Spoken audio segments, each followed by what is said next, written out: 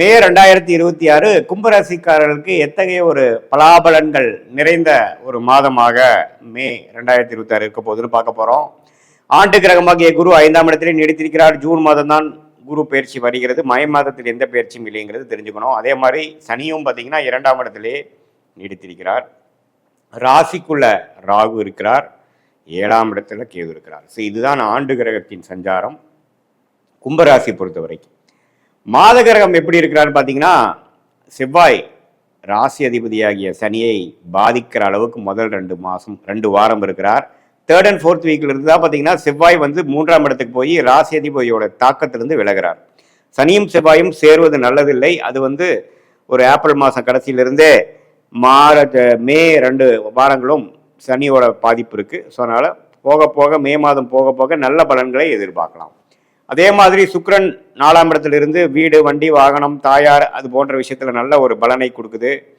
வசதிப்படுத்திக்கக்கூடிய அமைப்புகள், வாழ்வை மேம்படுத்திக்கக்கூடிய அமைப்புகள்லாம் நல்லா இருக்குது. அதை நீங்கள் யூஸ் பண்ணிக்கணும்.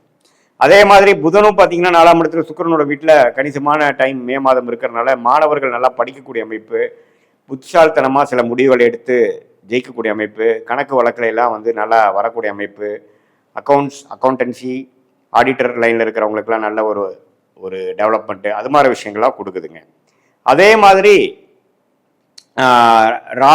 ராஜயோகாதிபதி சுக்கிரன் வந்து 4ஆம் இடத்துல ஆட்சி பெறுகிறத வந்து ஒரு 2-3 வாரம் தான் இருக்கும். அந்த டைமை நீங்கள் நல்லா யூஸ் பண்ணிக்கணும். So May 2nd and 3rd and 4th week வந்து ஒரு ஃபர்ஸ்ட் கிளாஸாக இருக்கிறனால நீங்கள் நல்லா யூஸ் பண்ணிக்கணும். சூரியன் 3ஆம் இடத்துலேருந்து 4ஆம் இடத்துக்கு மாறார். அதுவும் வந்து இடம், வீடு, வண்டி, வாகனம் அது மாதிரி விஷயத்துக்கு நல்ல ஒரு அமைப்பாக தான் இருக்கிறது.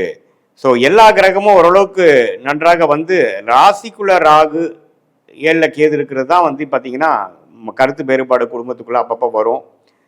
பங்குதாரர்களுக்குள்ள கொஞ்சம் பிரச்சனைகள், நண்பர்களுக்குள்ள முதல் இருந்த மாதிரி ஒரு அன்னோனியம் இல்லாமல் கொஞ்சம் கான்ஃப்ளிக்ட், கொஞ்சம் டிஸ்கனெக்ட் ஆகிற மாதிரி அமைப்புகள்லாம் இருக்குது. கொஞ்சம் பொறுமையாக போகக்கூடிய அமைப்பு, நான் பிடிச்ச முயலுக்கு 3 கால் அப்படிங்கிற மாதிரி இல்லாமல் கொஞ்சம் பொறுமையாக போய் ஜெயிக்கக்கூடிய அமைப்பாக இருக்குது. மற்றபடி பார்த்தீங்கன்னா ராஜயோகாதிபதி சுக்கிரன் அருமையான ஒரு அமைப்பில் இருக்கிறனால, அதே சமயத்தில் செவ்வாய்ங்கிற கிரகம் ராசி அதிபதியோட தாக்கத்திலிருந்து விலகி வரனால மே மாதம் போக போக ஒரு நல்ல பலன்கள் நம்ம எதிர்பார்க்கலாம். அதே சமயத்தில் 7ஆம் வீடுங்கிற மனைவி ஸ்தானாதிபதி, கணவர் ஸ்தானாதிபதி 4ஆம் இடத்துக்கு வந்து சுக்கிரனோட சேர்ந்து இருக்கிறதும் நல்லது தான். ஸோ ஓரளவுக்கு கிரக நிலைகள்லாம் ஓரளவுக்கு நல்லா இருக்குது. பட் ராசி அதிபதி வந்து ராகுவோட தாக்கத்தில் இருக்காருங்கிறது மறந்துடக்கூடாது. திடீர்னு நம்ம சில முடிவுகள் எடுத்து மாட்டிக்கொள்வோம். கொஞ்சம் மெடிடேஷன் பண்ணணும், கொஞ்சம் பொறுமையாக இருக்கணும், மூச்சு பயிற்சி பிராணாயாமா பண்ணணும்.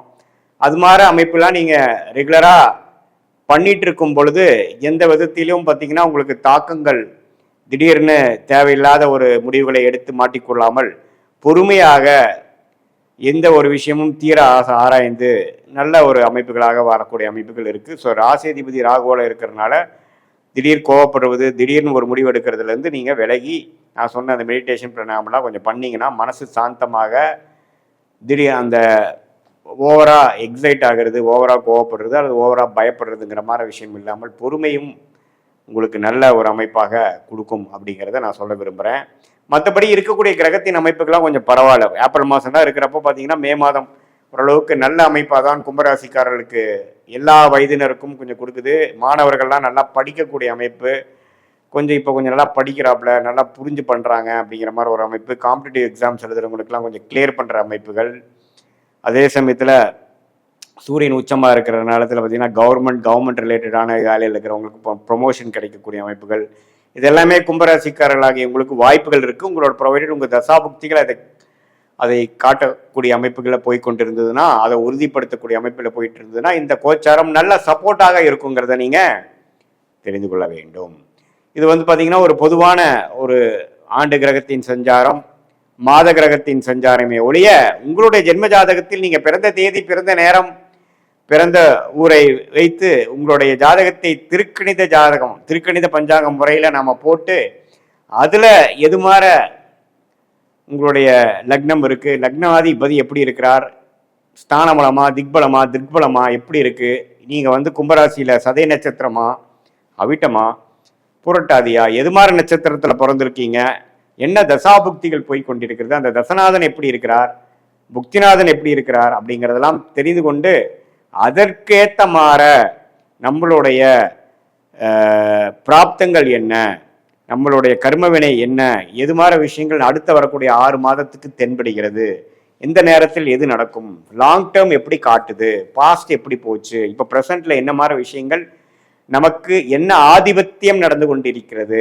அப்படிங்கிறதெல்லாம் தெரிந்து கொண்டு அதுக்கு தகுந்த மாதிரி சயின்டிஃபிக் வேதிக் அஸ்ட்ராலஜி முறையில் கணித்த அந்த பலன்களுக்கு அலைன் பண்ணுற மாதிரி சில அமைப்புகளை, வாழ்க்கை திட்டங்களை, வாழ்க்கை செயல்பாடுகளை நீங்கள் அமைத்து கொண்டேனால் தேவையற்ற பணவிரைவு, தேவையற்ற சமய விரைகள்லாம் அமைப்பு பண்ணி எந்த விஷயங்கள் எந்த நேரத்தில் செய்வது நல்லது, வேலை மாறுவது எப்போது, வேலை மாற்றம் தேவையா, எப்போ ப்ரொமோஷன் கிடைக்கும், தொழில் எப்போ ஆரம்பிக்கலாம், தொழில் அபிவிருத்தி எப்போ பண்ணலாம், இன்வெஸ்ட்மெண்ட் எப்போ பண்ணலாம், வீடு எப்போ கட்டலாம், கல்யாணம் எப்போ நடக்கக்கூடிய அமைப்பு என் பொண்ணுக்கு இருக்கு, எப்போ குழந்தை பேர் எதிர்பார்க்கலாம், இந்த புத்திரகாரகன் என்று சொல்லப்படுகிற விஷயங்கள்லாம் நம்ம ஜாதகத்தில் எப்போ வருது, எப்போ கலத்திரகாரகன் என்று சொல்லப்படுகிற இல்லற வாழ்க்கையை கொடுக்கக்கூடிய அமைப்புகள் வருகிறது, எப்போ பண நல்லாவே கடனை அடைத்து பணம் கடலை அடைக்கக்கூடிய அமைப்புகள் எப்போ தெரியுதுங்கிறதெல்லாம் எப்படி ஒரு கூகுள் மேப் ஒருத்தருக்கு போகிற ரூட்டை காமிச்சு அதுக்கு தகுந்த மாதிரி நம்மளுடைய ட்ரிப்பை பிளான் பண்ணி வாழ்க்கையில் அந்த ட்ரிப்பை சக்ஸஸ்ஃபுல்லாக அவர் முடிக்க வைக்குதோ அதே